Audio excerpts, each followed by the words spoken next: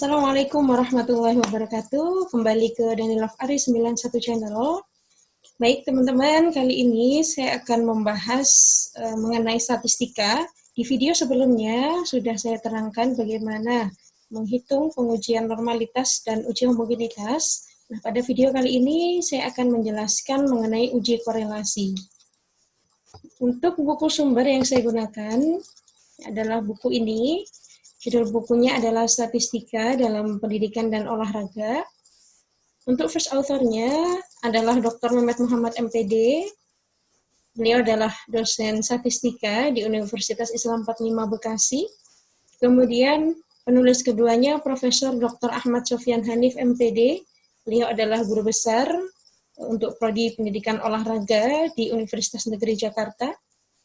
Kemudian penulis ketiganya adalah saya. Nah, buku ini diterbitkan tahun ini 2020 oleh PT Raja Grafindo. Jadi teman-teman yang berminat bisa tuliskan di kolom komentar, nanti akan kami balas.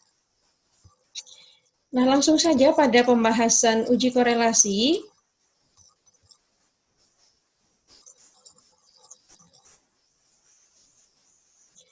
Korelasi itu berasal dari bahasa Inggris, yaitu correlation, atau kalau dalam bahasa Indonesia bisa diterjemahkan dengan hubungan, ya, atau saling hubungan.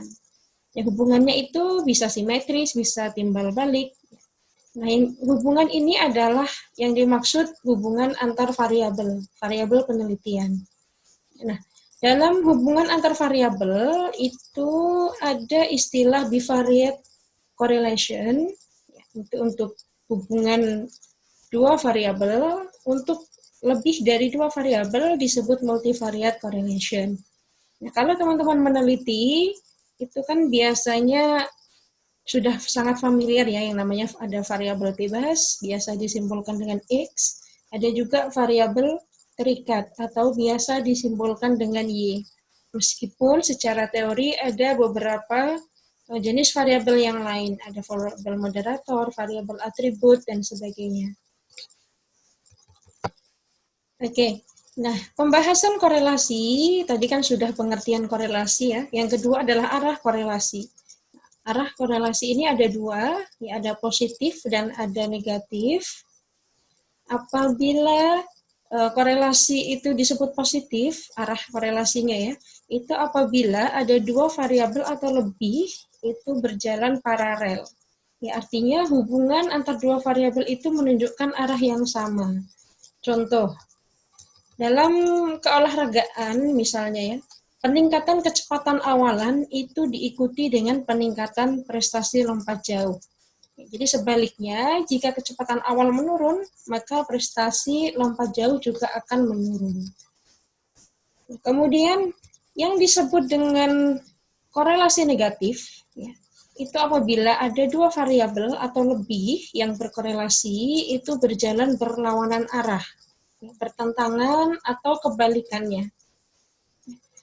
Apabila variabel X itu meningkat, maka terjadi penurunan pada variabel Y. Contohnya, semakin meningkat frekuensi latihan teknik, ya, latihan teknik, maka akan semakin menurun kesalahan teknik yang dilakukan oleh atlet.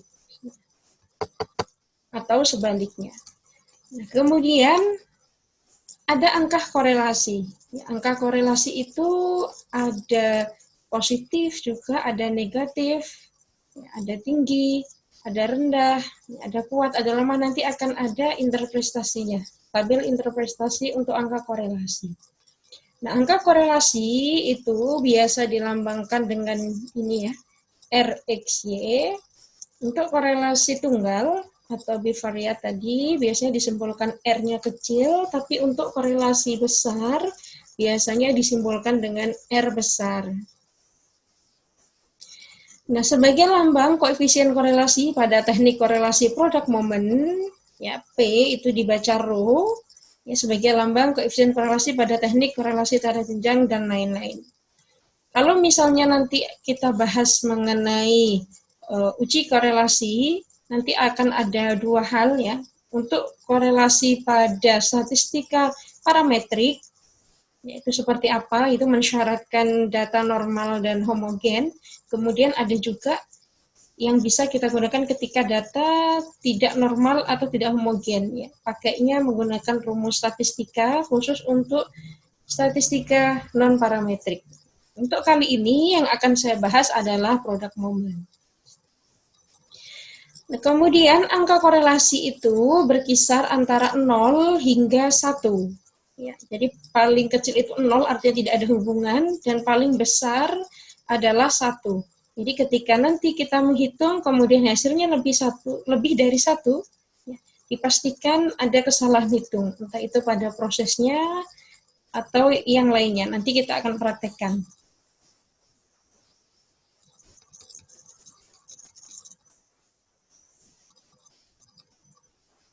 Nah, kemudian korelasi antara variabel X dan Y itu disebut korelasi positif bila angka indeks korelasinya bertanda plus, ya, atau tidak ada simbol negatif.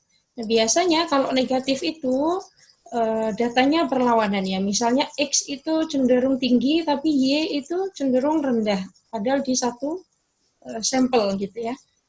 Untuk variabel-variabel yang ada di keolahragaan, biasanya ketika datanya itu berbentuk waktu, ya semisal orang melaksanakan sprint 100 meter misalnya, antara yang dapat 10 yang menyelesaikan 100 meter itu dalam waktu 10 detik dengan yang 11 detik, otomatis akan lebih bagus yang 10 detik, meskipun secara angka 10 itu lebih kecil daripada 11. Nah, itu biasanya nanti hasilnya akan cenderung RxY-nya itu pasti negatif, ya.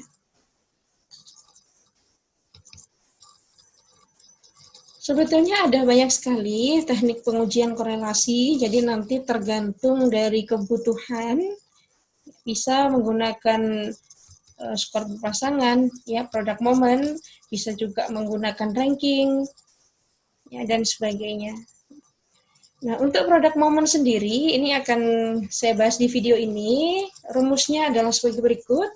Ya, RxY sama dengan sigma XIY dibagi akar dari sigma XI kuadrat dikali sigma YI kuadrat. Nah, jadi kalau ada dua fungsi seperti ini, maka nanti akan kita kalikan terlebih dahulu. Setelah dapat angkanya, baru kemudian kita keluarkan dari akar. Kalau sudah dapat angkanya, maka di pembilang ini baru bisa dibagi dengan penyebut. Mungkin akan agak sedikit bingung ya kalau melihat rumusnya, tapi nanti kalau sudah menggunakan tabel bantu akan lebih mudah.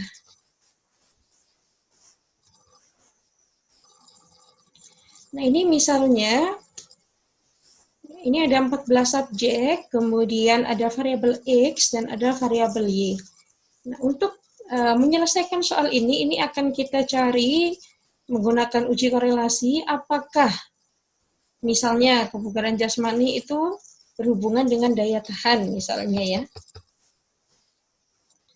Nah, di sini di buku ini sudah diberikan tabel bantu. Jadi untuk mempermudah penghitungan, maka kita bisa gunakan Microsoft Excel.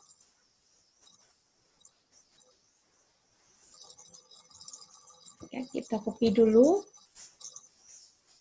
kemudian di Excel.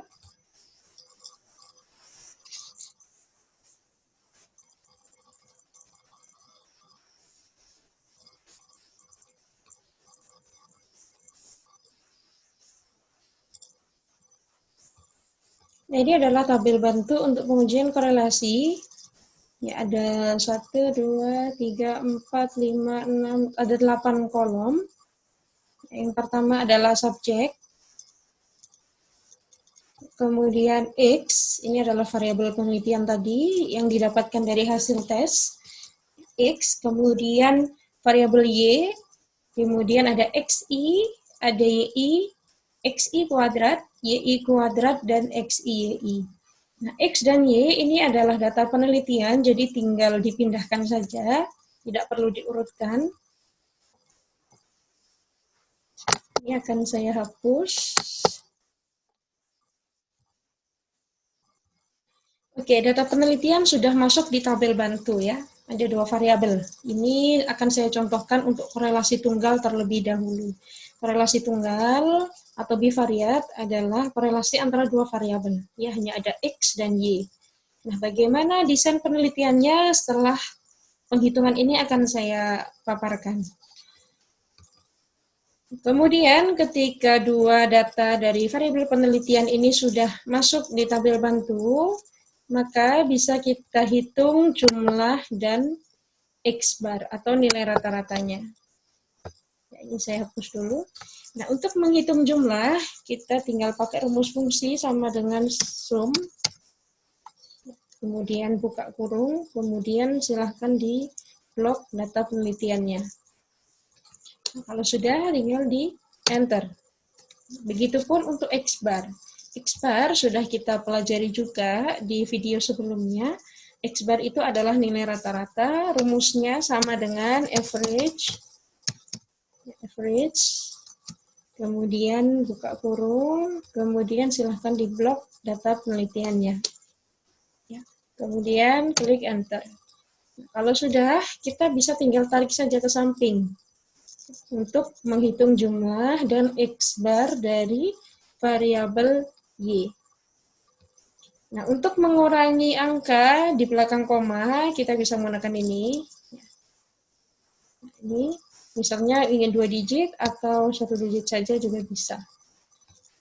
Kalau sudah dihitung jumlah dan X bar-nya, maka kita bisa beralih ke kolom selanjutnya.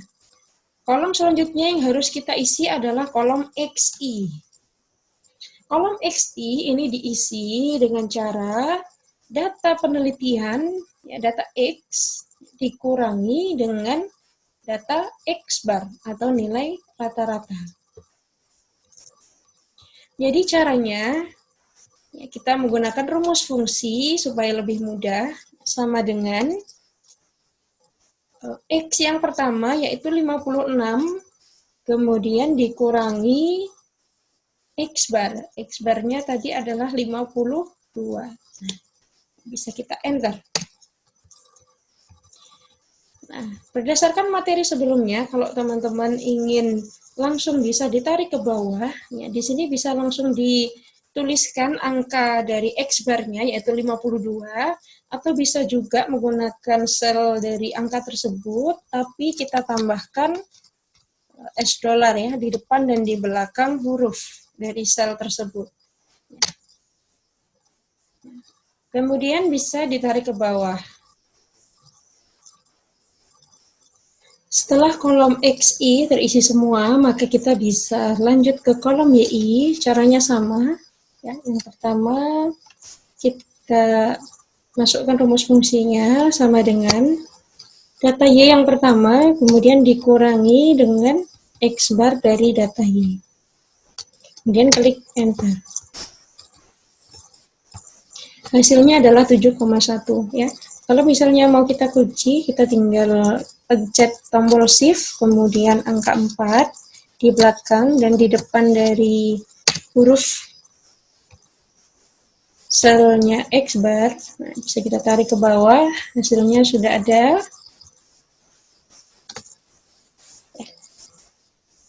Oke, jadi setelah kolom XI dan YI ini terisi semua, maka kita bisa berlanjut ya ke kolom selanjutnya, yaitu XI kuadrat. Kita berpatokan pada kolom XI sebelumnya. Ya, ini adalah kolom XI, jadi kolom XI ini akan kita kuadratkan. Ya, kita tinggal tulis di sini sama dengan, kemudian kolom XI yang pertama adalah 4, diklik saja angkanya, ya, sehingga di sini akan muncul dia ada di kolom berapa ya, kemudian dikali dengan angkanya lagi ya, atau dikuadratkan. Untuk perkalian kita tinggal tekan simbol shift, kemudian tekan angka 8 atau bintang. Kemudian klik lagi angka dari data pertama XI.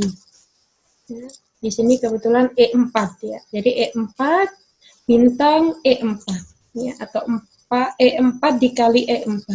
Ya, tinggal di enter saja, kemudian ini bisa ditarik tarik ke bawah, ya, sehingga semua nanti akan dikuadratkan secara otomatis. Berikutnya, untuk YI kuadrat juga sama, kita lihat kolom YI, yang pertama adalah 7,1, ya, adanya di F4, kemudian dikali dengan 7,1 lagi, atau F4 lagi, ya, kemudian enter. Ini hasilnya bisa ditarik ke bawah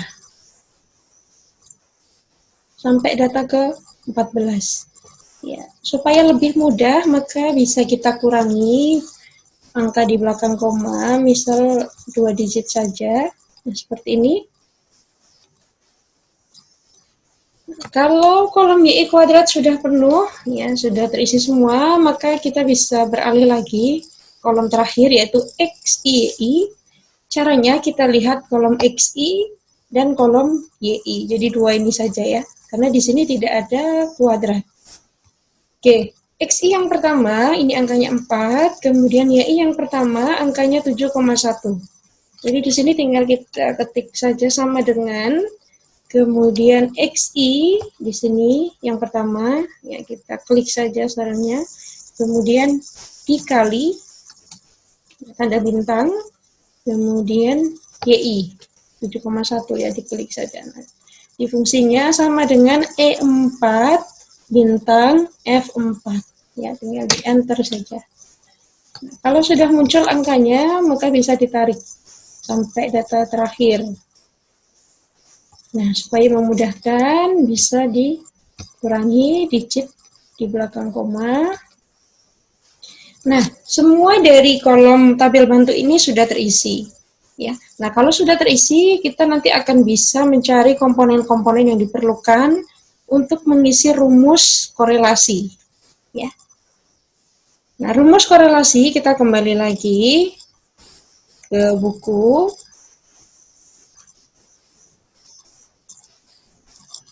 Ini ya, rumus korelasi itu disimbolkan dengan RX-nya. Nah, di buku ini teman-teman nanti bisa melihat bahwa cara pengisiannya sudah dijelaskan sangat jelas di sini, yang langkah-langkahnya bagaimana menghitung setiap kolom. Ya. Ini sudah sangat lengkap dan jelas. Nah, ini sudah sampai pada rumus ya. Coba saya copy saja ke Excel supaya lebih mudah.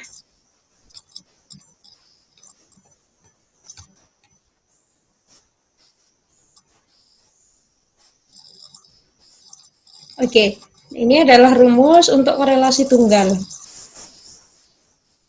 Rumusnya RXY sama dengan sigma XYI dibagi akar dari sigma XI kuadrat dikali sigma YI kuadrat. Berarti yang perlu kita hitung adalah sigma XIYI. Nah, kita kan sudah punya kolom terakhir ini ya, XIYI. Karena kita butuh sigma, sigma itu artinya jumlah, maka kita harus jumlahkan hasil hitung dari kolom terakhir ini. Caranya sangat mudah. Ya, untuk menjumlahkan kolom terakhir, maka kita bisa tulis sama dengan sum, ya, jumlah, buka kurung. Nah, kemudian silahkan di blok data penelitiannya. Data 1 sampai 14 di blok. Kemudian tutup kurung, kemudian enter. Maka akan muncul hasilnya. Jadi sigma XIYI itu sudah ada hasilnya, yaitu 366. Nah, kemudian komponen apa lagi yang dibutuhkan untuk mengisi rumus, yaitu sigma XI kuadrat dan sigma YI kuadrat. Ini juga sudah kita dapatkan dari tabel bantu. Ya, di sini ada XI kuadrat, ada YI kuadrat. Maka dua kolom ini juga tinggal kita jumlahkan saja. Caranya sama seperti tadi, tapi kalau misalnya ingin lebih praktis, maka ini tinggal ditarik saja ke samping. Maka tiga kolom ini akan memiliki rumus fungsi yang sama, ya, tinggal ditarik saja. Jadi sigma XI kuadrat itu adalah 868, kemudian sigma YI kuadrat itu 305,71, dan sigma XIYI adalah 366. Kalau ketiganya sudah kita ketahui, maka kita bisa langsung masuk ke rumus yang tadi. Oke, saya tulis di sini.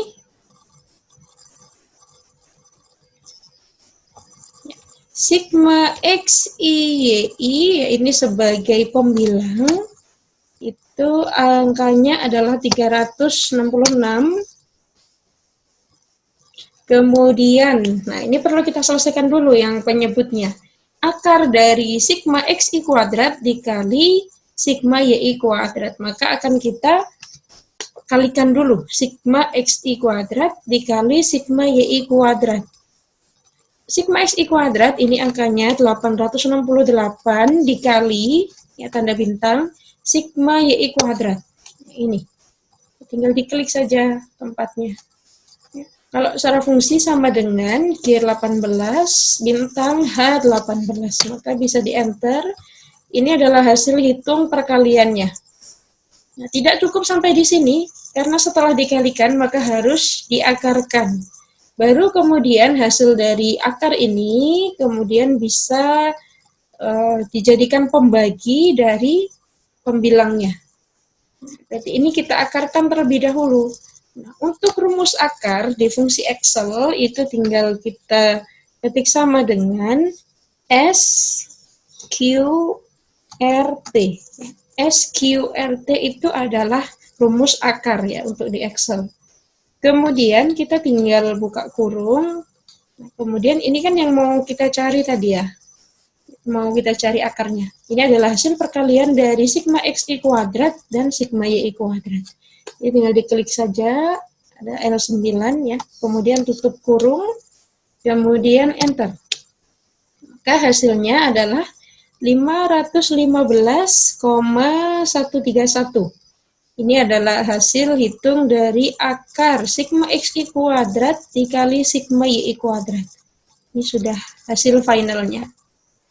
Kalau sudah ketemu angka dari pembilang dan penyebut, maka langsung bisa kita bagi.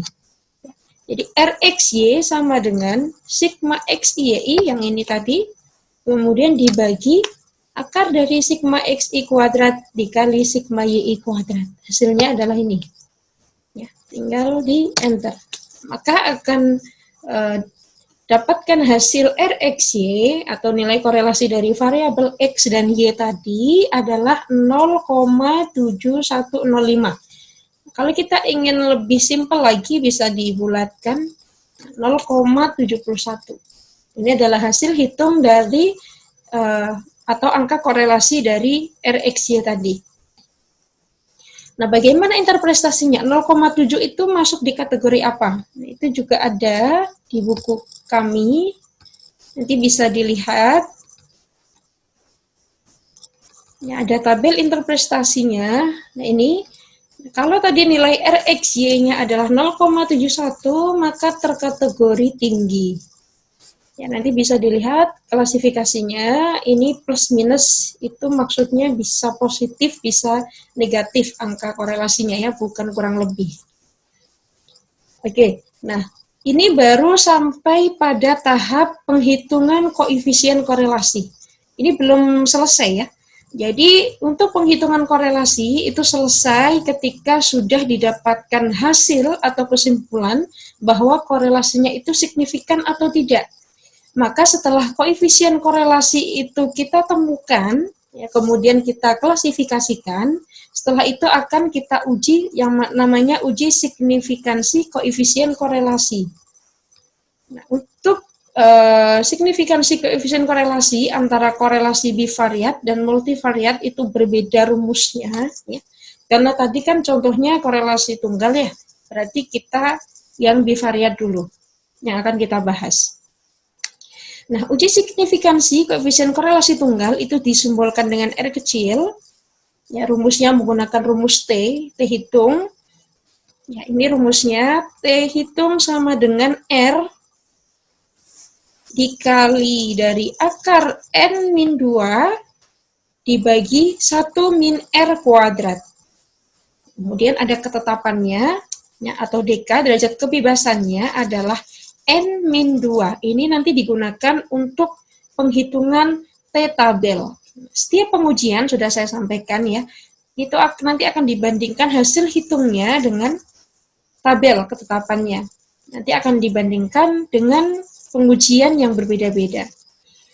Nah, ini untuk menghitung T, ya nilai T hitung, saya ulangi lagi, sama dengan R dikali akar N-2 dibagi 1 min R kuadrat. Ya, dengan derajat kebebasan atau DK, atau bisa disebut DB, derajat bebas, atau dalam bahasa Inggris juga biasa disebut dengan DF, degree of freedom, ya, sama dengan N-2.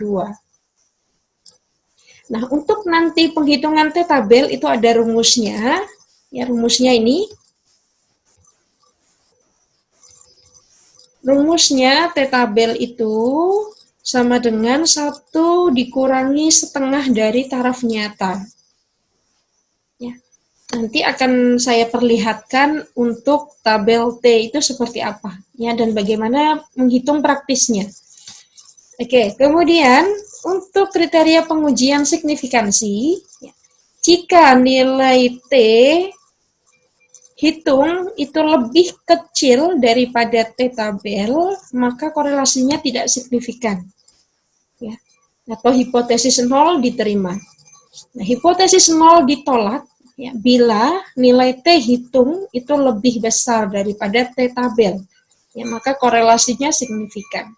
Hipotesis 0 itu perlu diketahui ya. Hipotesis 0 itu adalah hipotesis yang berlawanan dengan hipotesis penelitian kita. Nah, hipotesis penelitian kita itu biasa disebut atau disimbolkan dengan HA atau H1. Nah, maka apabila ini misalnya ya, ini kan yang kita inginkan ya. Korelasi signifikan, maka hipotesis 0 ditolak. Artinya hipotesis alternatif atau H1 atau hipotesis penelitian kita diterima. Ya, maka korelasinya signifikan. Oke, supaya lebih mempermudah, maka langsung saja kita praktekkan. Ya, kalau di buku ini sudah diberikan sampel juga. Nah, ini adalah penghitungannya, contohnya. Ya. Yang dibutuhkan adalah nilai koefisien korelasi. Nah, tadi kan sudah kita cari ya, ketemu 0,71 kalau hasil hitung yang tadi. Nah, ini ada contoh lagi. Ini sudah diketahui nilai RXY atau nilai koefisien korelasinya adalah 0,28. Nah, kemudian N-nya itu 27. Nah, maka akan kita hitung nilai T hitungnya itu berapa. Ya. Ini contoh, nanti bisa dilihat di buku, tapi saya akan menggunakan hasil hitung yang tadi ya, supaya nanti berkelanjutan. Oke, ini akan saya copy dulu rumusnya. Tadi kan hasil hitungnya sudah ketemu ini ya, nilai RXY-nya 0,71.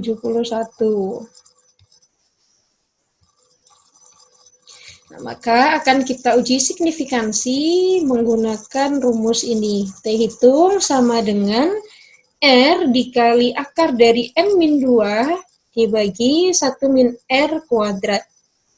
Nah, ini kan di sini ada R kuadrat ya. Nah, jadi untuk mempermudah nanti dalam memanggil ya, atau tinggal klik dari sel yang kita butuhkan, maka kita kuadratkan dulu saja di sini, di sebelahnya. Ya. Atau di bawahnya juga boleh. Misal ini kita simbolkan R kuadrat.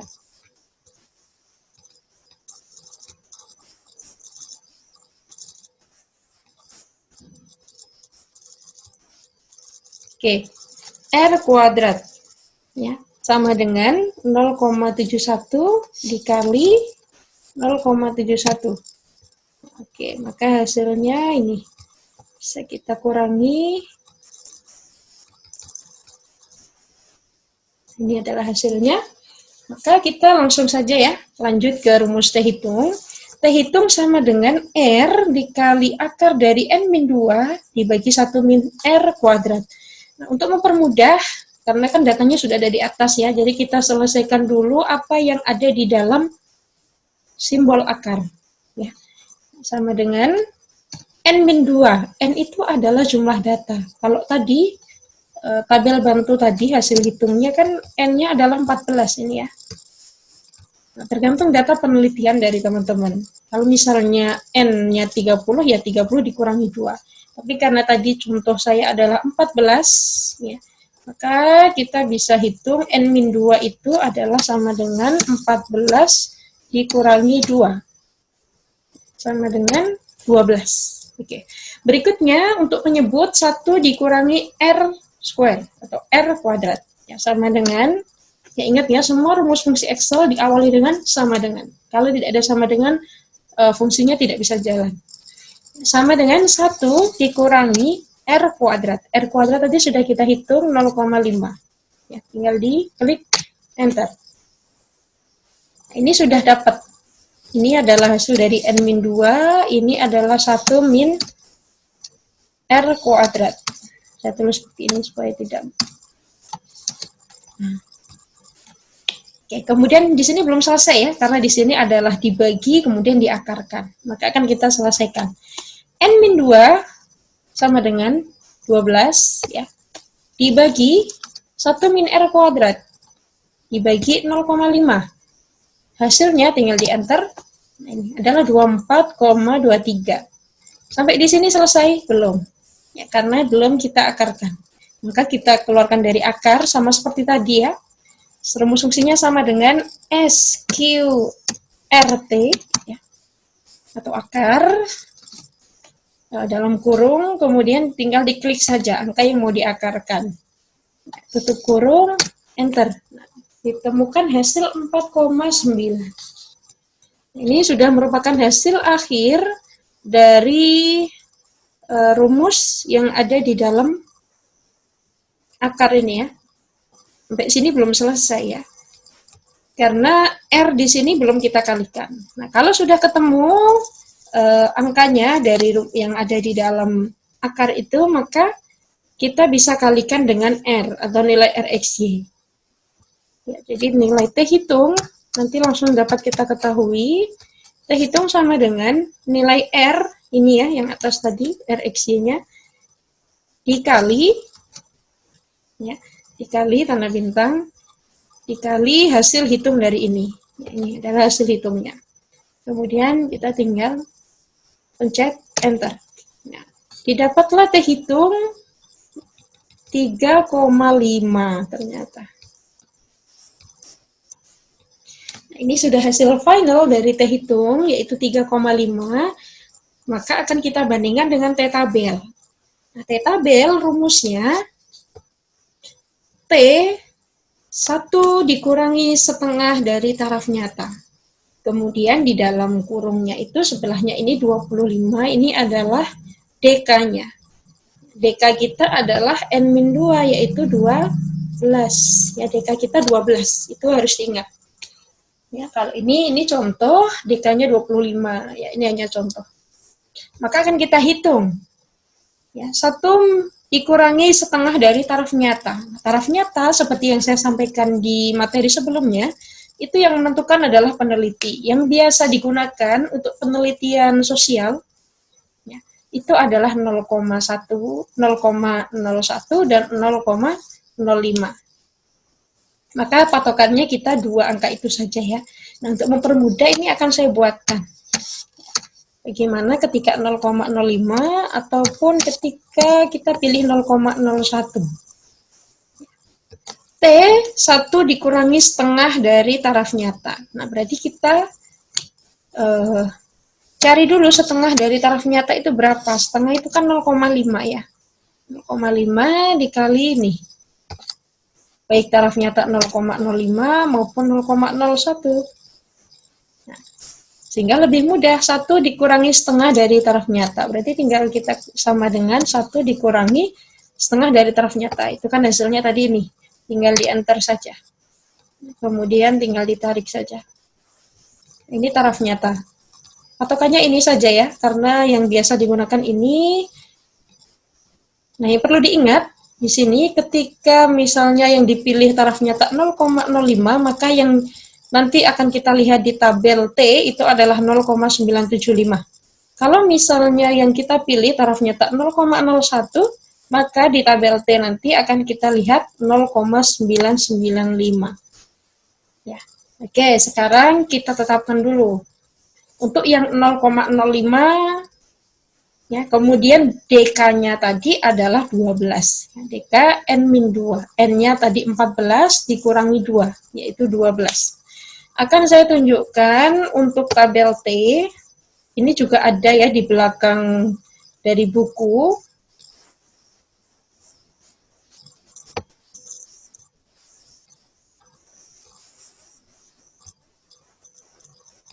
Nah, ini adalah tabel T. Akan saya zoom.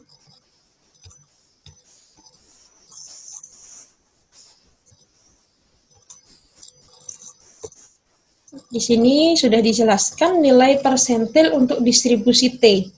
V sama dengan DK. V ini ya, yang vertikal, itu DK. Nah, tadi kan DK-nya 12 ya untuk data kita. Nah, kalau kita menggunakan taraf nyata 0,05, tadi sudah saya jelaskan bagaimana cara menghitungnya, maka kita bisa lihat T 0,975 di sini, di deretan vertikal ini. Kalau misalnya 0,01 yang kita pilih taraf nyatanya, maka kita bisa pilih T yang di sini, T 0,995. Nah, itu gunanya untuk mempermudah tadi menghitung di Excel. Oke, misalnya kita lihat dua aja ya sekalian. Untuk yang taraf nyata 0,05 dan untuk yang taraf nyata 0,01. Kita cukup lihat di sini V atau DK, DK kita tadi adalah 12, maka untuk taraf nyata 0,01 itu angkanya 3,06, ya, nilai T tabel kita. Kemudian kalau menggunakan taraf nyata 0,05, maka hasilnya adalah 2,18. Ternyata T tabel untuk DK-nya itu 12. Ya, kalau kita menggunakan 0,05 tadi angkanya 2,18. Kalau 0,01 tadi 3,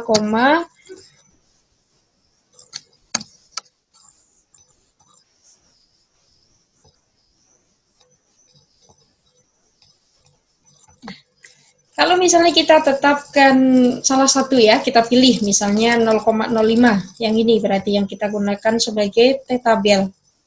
Nah, dari sini nanti akan dapat kita ketahui nilai T hitung adalah 3,5, kemudian nilai T tabelnya kalau kita menggunakan taraf nyata 0,05 itu adalah 2,18. Maka bila kita bandingkan sudah sangat terlihat ya bahwa nilai T hitung itu lebih besar daripada T tabel ya. 3,5, sorry, ini adalah T hitung. Kemudian T tabelnya untuk taraf nyata 0,05 yaitu 2,18. Meskipun kita gunakan 0,01, hasilnya tetap lebih besar T hitung ya, 3,5. Maka nanti bisa kita tarik kesimpulan ya berdasarkan kriteria pengujian untuk uji signifikansi koefisien korelasi. Nah, ini karena nilai T hitung itu lebih besar daripada T tabel, ya artinya hipotesis 0 ditolak atau korelasinya adalah signifikan. Nah, sampai situ ya selesai. Nah, untuk membuat kesimpulan nanti bisa contoh di contoh soal ya seperti ini supaya lebih jelas. Tadi hasil hitungnya, kemudian DK-nya bagaimana nanti silakan ditulis. Kemudian untuk mencari T tabel, kemudian nanti dibandingkan T hitung dengan T tabel, kemudian bisa ditarik kesimpulan. Jadi tidak perlu bingung karena di Excel tadi sudah saya berikan rumus seperti ini ya. Ini adalah patokannya. Kalau misalnya menggunakan 0,05 maka cukup lihat di T tabel 0,975. Kalau pilih taraf nyata 0,01 maka di T tabelnya adalah 0,995. Nah, untuk latihan soal, nanti silahkan buat data sendiri sebanyak 16 data, variabel X dan variabel Y. Nah, untuk variabelnya nanti silakan dipilih, ya, kemudian sesuaikan data dengan variabel yang dipilih, ya, meskipun datanya itu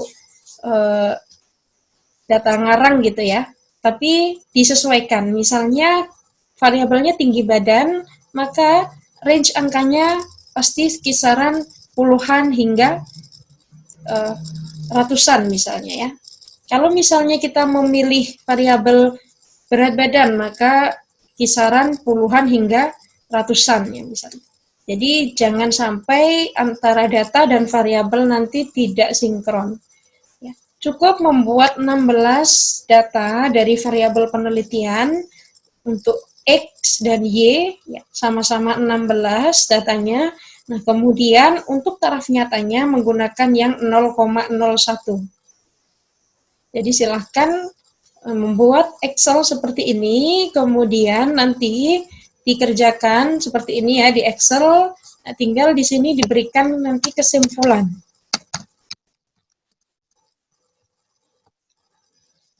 Untuk latihan soal, nanti Excel ini dikumpulkan di link yang tersedia di deskripsi video. Oke, demikian pembahasan untuk korelasi tunggal. Apabila ada yang ingin didiskusikan, silahkan tuliskan di kolom komentar. Tetap di Danilov Aris 91 channel. Assalamualaikum warahmatullahi wabarakatuh.